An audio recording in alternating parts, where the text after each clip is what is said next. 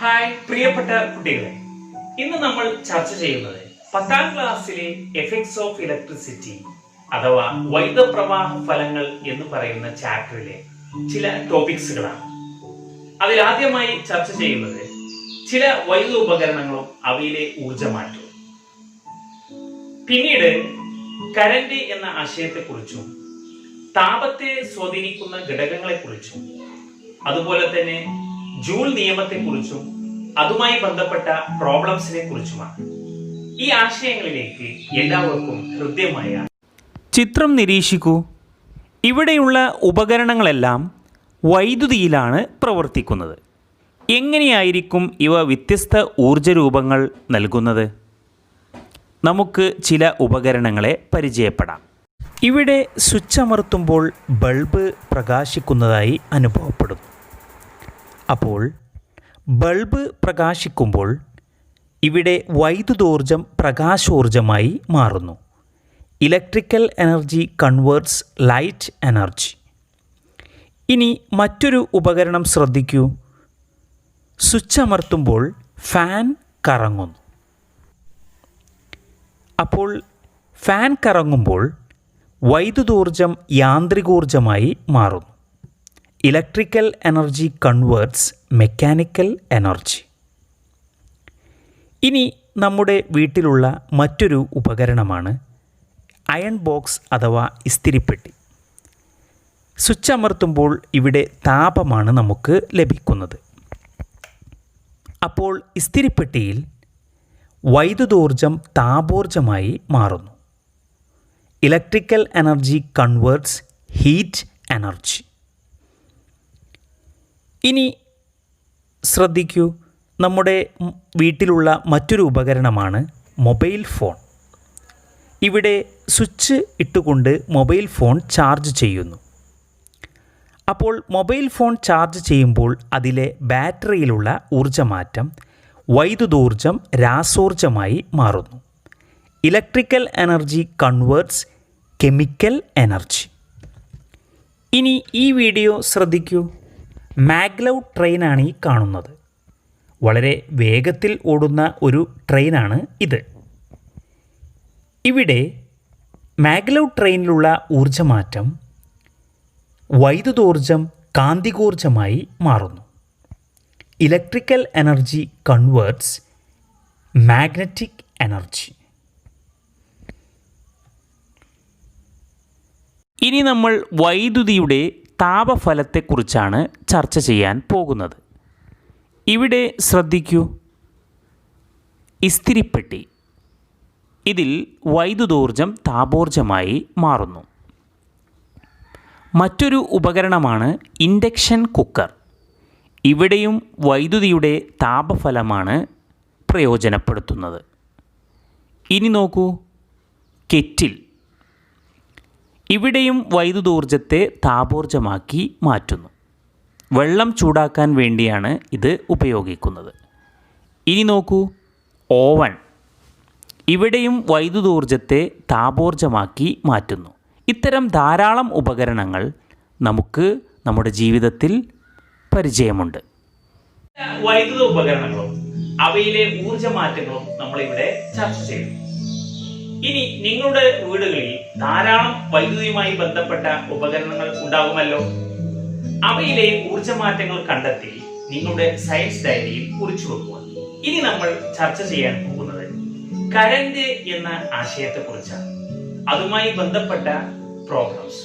അതിലേക്ക് ഇവിടെ നമ്മൾ ചർച്ച ചെയ്ത ഉപകരണങ്ങളിൽ വൈദ്യുതോർജത്തെ താപോർജമാക്കി മാറ്റുകയാണ് ചെയ്യുന്നത്.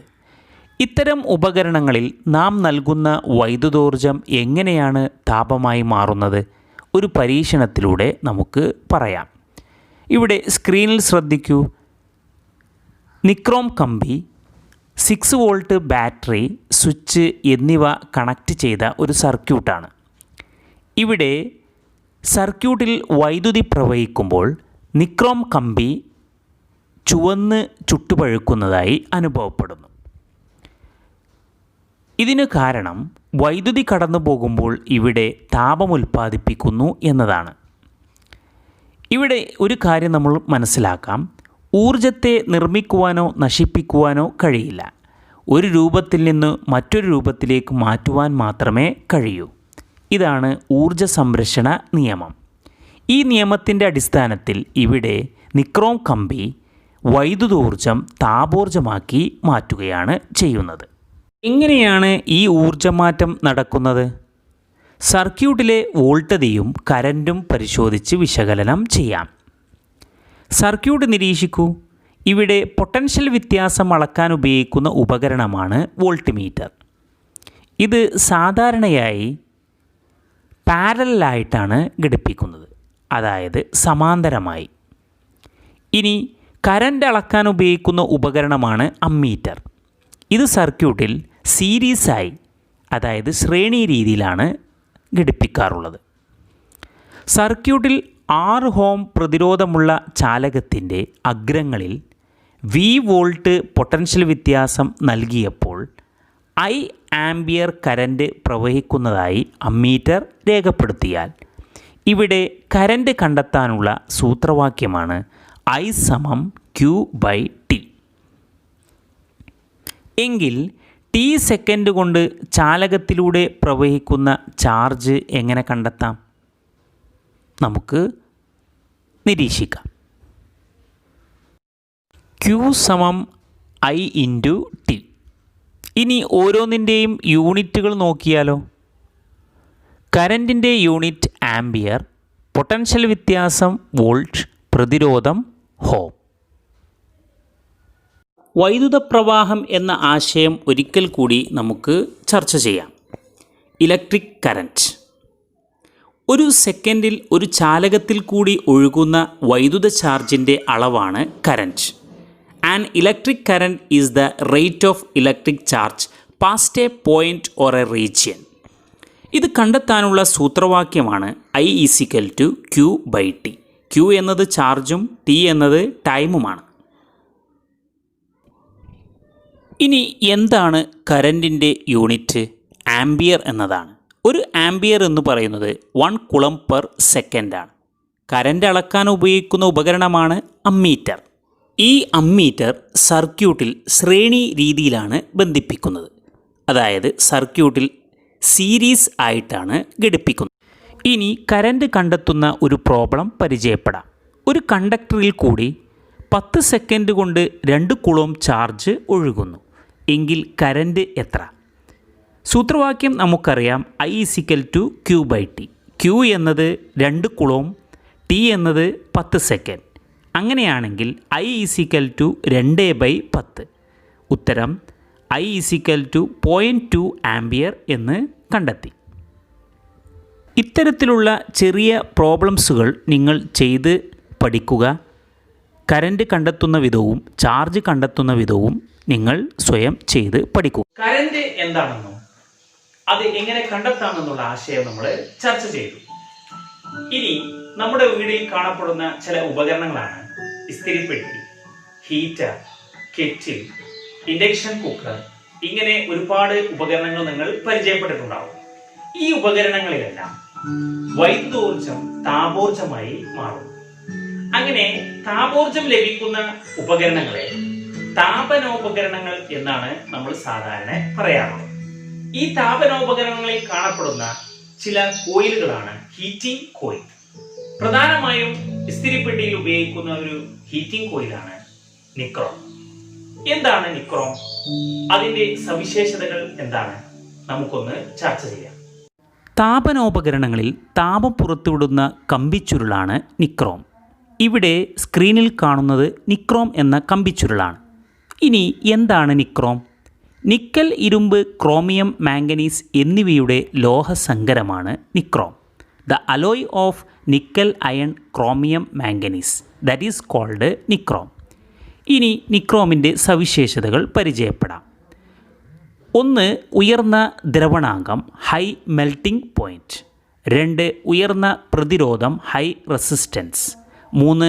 ഉയർന്ന റെസിസ്റ്റിവിറ്റി, ഹൈ റെസിസ്റ്റിവിറ്റി. 4. ചുവന്ന് ചുട്ടുപഴുത്ത് ഓക്സീകരിക്കപ്പെടാതെ ദീർഘനേരം താപം തരാനുള്ള കഴിവ്. ഇതൊക്കെയാണ് നിക്രോമിൻ്റെ സവിശേഷതകൾ. 1 കൂളോം ചാർജ് ഒരു ബിന്ദുവിൽ നിന്ന് മറ്റൊരു ബിന്ദുവിലേക്ക് ചലിപ്പിക്കാൻ ചെയ്യേണ്ട പ്രവൃത്തി 1 ജൂൾ ആണെങ്കിൽ ആ ബിന്ദുക്കൾക്കിടയിലുള്ള പൊട്ടൻഷ്യൽ വ്യത്യാസം 1 വോൾട്ട് ആയിരിക്കും. The potential difference between 2 points will be 1 volt if 1 joule of work is done in moving 1 coulomb of charge from one point to the other. 1 coulomb charge 1 volt potential വ്യത്യാസത്തിലൂടെ ചലിപ്പിക്കാൻ 1 joule പ്രവൃത്തി ആവശ്യമാണല്ലോ. അതുകൊണ്ട് 1 coulomb ചാർജിനെ V volt potential വ്യത്യാസത്തിലൂടെ ചലിപ്പിക്കാൻ ചെയ്യേണ്ട പ്രവൃത്തി W = V ജൂൾ ആയിരിക്കും. എങ്കിൽ Q കുളോം ചാർജിനെ V പൊട്ടൻഷ്യൽ വ്യത്യാസത്തിലൂടെ ചലിപ്പിക്കാൻ വേണ്ട പ്രവൃത്തി W = QV ജൂൾ ആയിരിക്കുമല്ലോ. വൈദ്യുത ചാർജിനെ ചാലകത്തിലൂടെ ചലിപ്പിക്കാൻ ആവശ്യമായ പ്രവൃത്തി ചെയ്യുന്നത് സർക്യൂട്ടിൽ ഘടിപ്പിച്ച ബാറ്ററിയാണ്. ബാറ്ററി T സെക്കൻഡ് സമയം കൊണ്ട് സർക്യൂട്ടിന് നൽകുന്ന വൈദ്യുത പവർ P = W/T ആയിരിക്കും. ഇതിൽ പ്രവൃത്തിയുടെ സമവാക്യം ആരോപിച്ചാൽ P = W/T എന്നാണല്ലോ നമ്മൾ പറഞ്ഞത്. മുകളിൽ W = QV ആണ്. അപ്പോൾ സൂത്രവാക്യം P = VQ/T എന്നാകും. നമ്മൾ മുകളിൽ ചർച്ച ചെയ്തു കറൻറ്റ് കണ്ടെത്താനുള്ള സൂത്രവാക്യം I = Q/T എന്നതാണ്. ഇവിടെ P = VQ/T എന്നതിൽ Q/T എന്നുള്ളത് I ആയാൽ അപ്പോൾ P = VI എന്ന് ലഭിക്കും. Power VI. ഇവിടെ T സെക്കൻഡ് കൊണ്ട് ബാറ്ററി സർക്യൂട്ടിന് നൽകിയ ഊർജം P × T = VIT എന്ന് എഴുതാം. P × T = VIT എന്ന് എഴുതാം. നിക്രോം പ്രതിരോധം ഉൾപ്പെടുത്തിയ സർക്യൂട്ടിൽ ബാറ്ററി ചെലവഴിച്ച വൈദ്യുതോർജം താപോർജ്ജമാക്കി മാറ്റപ്പെടുന്നു എന്ന് നിക്രോം കമ്പിയിലൂടെ വൈദ്യുതി പ്രവഹിക്കുമ്പോൾ താപം ഉൽപ്പാദിപ്പിക്കുന്നു എന്ന് നമ്മൾ മനസ്സിലാക്കി. ചാലകത്തിൽ പ്രയോഗിച്ച വോൾട്ടതക്കനുസരിച്ച് ചാലകത്തിലൂടെ കറൻറ്റ് ലഭ്യമായതുകൊണ്ടാണ് ഇവിടെ താപം രൂപപ്പെട്ടത്. എങ്കിൽ സർക്യൂട്ടിലെ നിക്രോം കമ്പി മാത്രം ചുട്ടുപഴുത്തത് എന്തുകൊണ്ടായിരിക്കും? വൈദ്യുതോർജം താപോർജ്ജമായി മാറുമ്പോൾ പ്രതിരോധത്തിൻ്റെ സ്വാധീനം എങ്ങനെയെന്ന് നോക്കാം. ഓം നിയമപ്രകാരം നമ്മൾ പഠിച്ചു V = IR എന്നത്. V എന്നുള്ളത് പൊട്ടൻഷ്യൽ വ്യത്യാസവും I എന്നുള്ളത് വൈദ്യുത പ്രവാഹ തീവ്രതയും R എന്നുള്ളത് പ്രതിരോധം അഥവാ റെസിസ്റ്റൻസ്. ഇത് നാം കണ്ടെത്തിയ H = VITയിൽ ആരോപിച്ചാൽ നമുക്ക് എന്ത് ലഭിക്കും? നമ്മൾ മുകളിൽ പഠിച്ചു H = VIT. അതിൽ V = IR കൊടുത്താൽ H = IR I × T എന്ന് ലഭിക്കും. I എന്ന് പറയുന്നത് I² ആണ്. അതായത് I × I². അപ്പോൾ ഈ സൂത്രവാക്യം H = I² RT എന്ന് ലഭിക്കും. ഇതിൽ നിന്നു നിക്രോം കമ്പി വൈദ്യുത പ്രവാഹത്തിൽ ചൂടായി ചുവന്നത് എന്തുകൊണ്ടാണെന്ന് മനസ്സിലായല്ലോ. അതായത് നിക്രോം കമ്പിക്ക് ഉയർന്ന പ്രതിരോധം ഉണ്ട് എന്ന് മനസ്സിലാക്കാം. വൈദ്യുതി പ്രവഹിക്കുമ്പോൾ നിക്രോം കമ്പി പ്രതിരോധം കൂടുതലായതുകൊണ്ട് അവിടെ താപം പുറത്തുവിടുന്നു. ഇങ്ങനെ സർക്യൂട്ടിലൂടെ വൈദ്യുതി പ്രവഹിക്കുമ്പോൾ താപോർജ്ജം രൂപപ്പെടുന്ന പ്രവർത്തനമാണ് ജൂൾ ഹീറ്റിംഗ് എന്ന് അറിയപ്പെടുന്നത്. ഇതിനെ ഹോമിക് ഹീറ്റിംഗ് എന്നും പറയപ്പെടും.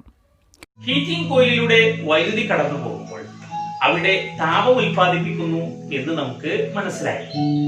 ഇനി ആ താപത്തെ സ്വാധീനിക്കുന്ന ഘടകങ്ങളും അതുപോലെ തന്നെ അതുമായി ബന്ധപ്പെട്ട ജെയിംസ് പ്രെസ്കോട്ട് ജൂൾ എന്ന് പറയുന്ന ശാസ്ത്രജ്ഞൻ കണ്ടെത്തിയ ജൂൾ നിയമവും നമുക്ക് ചർച്ച ചെയ്യാം. അതിനായി ഒരു വീഡിയോ നിങ്ങൾ കാണുക. വൈദ്യുത പ്രവാഹത്തിന്റെ താപഫലം. വൈദ്യുതി പ്രവാഹം ഉളവാക്കുന്ന മറ്റൊരു ഫലമാണ് താപം. വൈദ്യുത പ്രവാഹത്തിന്റെ താപഫലത്തെയും അതിനെ സ്വാധീനിക്കുന്ന ഘടകങ്ങളെയും കുറിച്ച് നന്നായി മനസ്സിലാക്കാൻ സഹായിക്കുന്ന ഒരു പരീക്ഷണം നമുക്ക് ചെയ്തു നോക്കിയാലോ? ഒരു സർക്യൂട്ടിന്റെ ചിത്രം നോക്കൂ. ഈ സർക്യൂട്ടിലെ എ, ബി എന്നീ 2 ബീക്കറുകളിലും 100 മില്ലി വീതം ജലമുണ്ട്. ബീക്കർ എയിലെ PQ നിക്രോം കമ്പിയാണ്. ബീക്കർ ബിയിലെ RS കോപ്പർ കമ്പിയും. 2 ബീക്കറിലും ഓരോ തെർമോമീറ്റർ വീതമുണ്ട്. സ്വിച്ച് ഓൺ ചെയ്യുന്നു. 3-4 മിനിറ്റുകൾക്ക് ശേഷം 2 ബീക്കറുകളിലെയും ജലത്തിന്റെ താപനില അളന്നാൽ നിക്രോം കമ്പിയുള്ള ബീക്കറിലെ ജലം കൂടുതൽ ചൂടായതായി കാണാം. അതായത് RS എന്ന കോപ്പർ കമ്പി ചൂടായതിനേക്കാൾ കൂടുതൽ PQ എന്ന നിക്രോം കമ്പി ചൂടായി, അല്ലേ? 2 കമ്പിയിലൂടെയും ഒരേ കറണ്ടാണ് പ്രവഹിച്ചത്.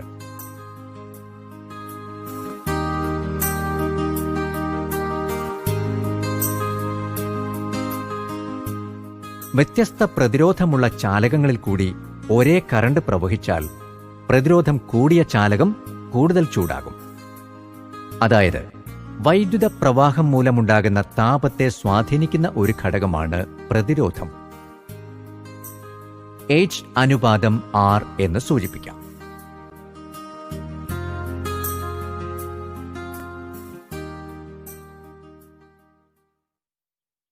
ഇനി 2 ബീക്കറിലും 30 ഡിഗ്രി സെൽഷ്യസ് ഉള്ള 100 മില്ലി വീതം ജലമൊഴിക്കാം.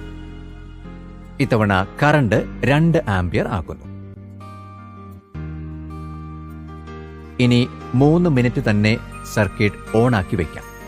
ഇതാ, നിക്രോം കമ്പിയുള്ള ബീക്കറിലെ ജലം നേരത്തെ 3 മിനിറ്റ് കൊണ്ട് 36 ഡിഗ്രി സെൽഷ്യസ് ആയിരുന്നുവെങ്കിൽ ഇത്തവണ 30 ഡിഗ്രിയിൽ നിന്ന് 40 ഡിഗ്രി സെൽഷ്യസ് ആയി ഉയർന്നിരിക്കുന്നു. അതായത് സർക്യൂട്ടിൽ കറണ്ടിന്റെ തീവ്രത കൂടിയപ്പോൾ താപവും കൂടി, അല്ലേ? അപ്പോൾ വൈദ്യുത പ്രവാഹം മൂലമുണ്ടാകുന്ന താപത്തെ സ്വാധീനിക്കുന്ന മറ്റൊരു ഘടകമാണ് കറണ്ട്, I. വൈദ്യുത പ്രവാഹ തീവ്രതയുടെ അഥവാ കറണ്ടിന്റെ വർഗത്തിന് ആനുപാതികമായിരിക്കും ഉളവാകുന്ന താപം. ഇതിനെ H അനുപാതം I² എന്ന് സൂചിപ്പിക്കാം. ഇനി ഇതേ സർക്യൂട്ടിൽ കൂടി വൈദ്യുതി പ്രവഹിക്കുന്ന സമയം കൂട്ടുമ്പോഴോ? ഇപ്പോൾ 5 മിനിറ്റ് കഴിഞ്ഞുള്ള റീഡിംഗ് നോക്കാം. നിക്രോം ഉള്ള ബീക്കറിലെ ജലത്തിന്റെ താപനില 44 ഡിഗ്രി സെൽഷ്യസ് ആയി ഉയർന്നു, അല്ലേ? കോപ്പർ കമ്പിയുള്ള ബീക്കറിലോ 37 ഡിഗ്രി സെൽഷ്യസ് ആണ് താപനില.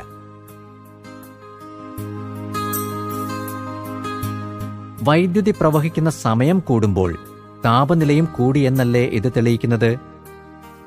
അതായത് വൈദ്യുത പ്രവാഹത്തിന്റെ താപഫലത്തെ സ്വാധീനിക്കുന്ന ഒരു ഘടകമാണ് സമയം അഥവാ H അനുപാതം T. ഈ ആശയങ്ങളെല്ലാം കൂട്ടിച്ചേർത്ത് ജെയിംസ് പ്രെസ്കോട്ട് ജൂൾ എന്ന ശാസ്ത്രജ്ഞൻ ആവിഷ്കരിച്ച നിയമമാണ് ജൂൾ നിയമം എന്നറിയപ്പെടുന്നത്. ജൂൾ നിയമം അനുസരിച്ച് വൈദ്യുതി പ്രവഹിക്കുന്ന ഒരു ചാലകത്തിൽ ഉൽപ്പാദിപ്പിക്കപ്പെടുന്ന താപത്തിന്റെ അളവ് വൈദ്യുത പ്രവാഹ തീവ്രതയുടെ വർഗത്തിന്റെയും ചാലകത്തിന്റെ പ്രതിരോധത്തിന്റെയും വൈദ്യുതി പ്രവഹിക്കുന്ന സമയത്തിന്റെയും ഗുണനഫലത്തിന് തുല്യമായിരിക്കും. അതായത് H സമം I² RT. ഇവിടെ I എന്നത് ആംപെയർ യൂണിറ്റിലുള്ള വൈദ്യുത പ്രവാഹ തീവ്രതയാണ്. R ഓം യൂണിറ്റിലുള്ള പ്രതിരോധവും T സെക്കൻഡിലുള്ള സമയവുമാണ്. ഈ സമവാക്യം ഉപയോഗിച്ച് മറ്റു ചില ബന്ധങ്ങളും നമുക്ക് രൂപീകരിക്കാം. ഓം നിയമം അനുസരിച്ച് വോൾട്ട് എന്നാൽ ആംപെയർ ഗുണം പ്രതിരോധം ആണല്ലോ. അതായത് V സമം I ഗുണം R. അങ്ങനെയെങ്കിൽ R സമം V ഭാഗം I, I സമം V ഭാഗം R. H സമം I² RT എന്ന സമവാക്യത്തിൽ Iക്കു പകരം V ഭാഗം R നൽകുമ്പോൾ H സമം V ഭാഗം R ഗുണം V ഭാഗം R ഗുണം RT സമം V² RT ഭാഗം R². എച്ച് സമം വി സ്ക്വയർഡ് ടി ഭാഗം ആർ. ഒരു സർക്യൂട്ടിലെ കറണ്ടിന്റെ അളവ് ഇരട്ടിയാക്കിയാലോ? അപ്പോൾ സമവാക്യമനുസരിച്ച് എച്ച് സമം 2i ഓൾ സ്ക്വയർഡ് ഗുണം ആർ ടി സമം 4i സ്ക്വയർഡ് ആർ ടി. അതായത് കറണ്ട് ഇരട്ടിയാക്കിയാൽ താപം 4 മടങ്ങാകും. അതുപോലെ സർക്യൂട്ടിലെ പ്രതിരോധം ഇരട്ടിയാക്കി നോക്കാം. അപ്പോൾ എച്ച് സമം ഐ സ്ക്വയർഡ് ആർ ടി ഭാഗം 2. അപ്പോൾ പ്രതിരോധം ഇരട്ടിച്ചാൽ താപം പകുതിയാകും. ഇവിടെ കണ്ട പരീക്ഷണത്തിൽ നിന്നും വൈദ്യുത പ്രവാഹം മൂലം ഒരു ചാലകത്തിൽ ഉൽപ്പാദിപ്പിക്കുന്ന താപത്തെ സ്വാധീനിക്കുന്ന ഘടകങ്ങൾ നമുക്ക് മനസ്സിലായി. അവ ഒരിക്കൽ കൂടി ഇവിടെ പറയുന്നു. 1. വൈദ്യുത പ്രവാഹ തീവ്രത, അതായത് ഇൻറ്റൻസിറ്റി ഓഫ് കറണ്ട്. ഇതിനെ സൂചിപ്പിക്കുന്ന അക്ഷരം I എന്നാണ്. 2. റെസിസ്റ്റൻസ്, പ്രതിരോധം, സൂചിപ്പിക്കുന്ന അക്ഷരം R. 3. സമയം, ടൈം. ഇതിനെ സൂചിപ്പിക്കുന്ന അക്ഷരം T എന്നാണ്.